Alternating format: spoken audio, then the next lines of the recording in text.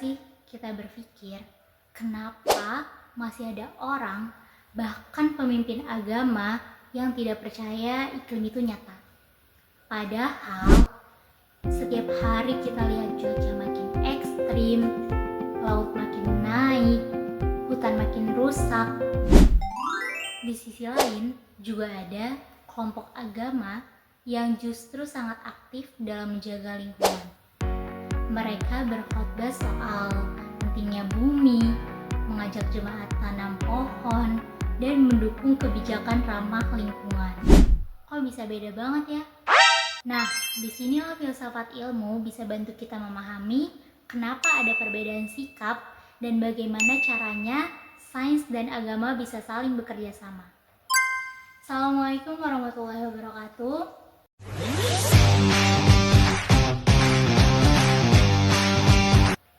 Halo semuanya, saya Faiza Rafaifa Naura dari Program Studi Pendidikan Agama Islam.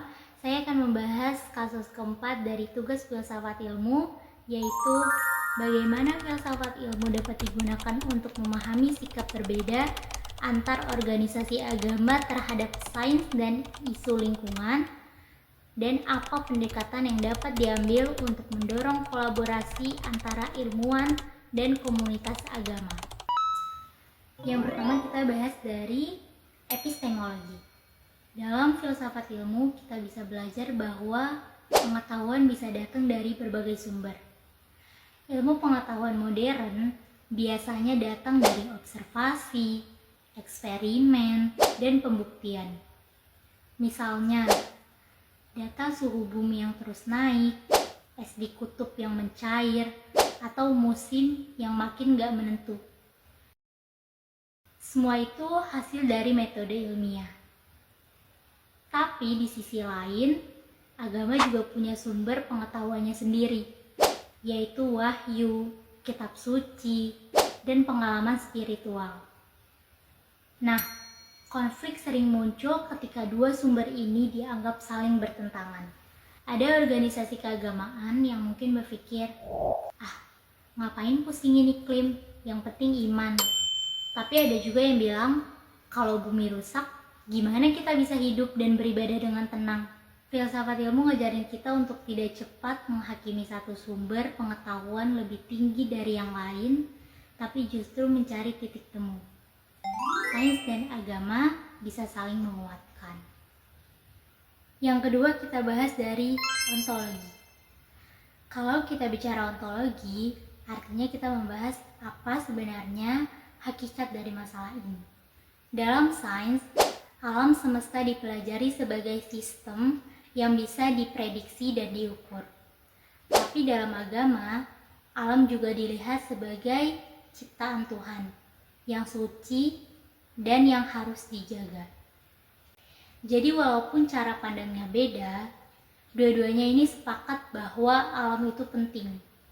Misalnya, masalahnya bukan soal ilmu versus iman, tapi soal bagaimana kita memahami peran manusia di tengah alam. Apakah kita penguasa atau penjaga? Filsafat ilmu bantu kita menyadari bahwa pertanyaan-pertanyaan mendalam ini penting, karena justru di sanalah kita bisa membangun pemahaman yang lebih utuh. Yang ketiga dari aksiologi. Ilmu bisa kasih tahu, bumi makin panas. Ini data grafiknya. Tapi agama bisa bilang, kalau kita merusak bumi, itu artinya kita mengkhianati amanah Tuhan. Ketika organisasi agama aktif menjaga lingkungan, mereka tidak hanya pakai data ilmiah.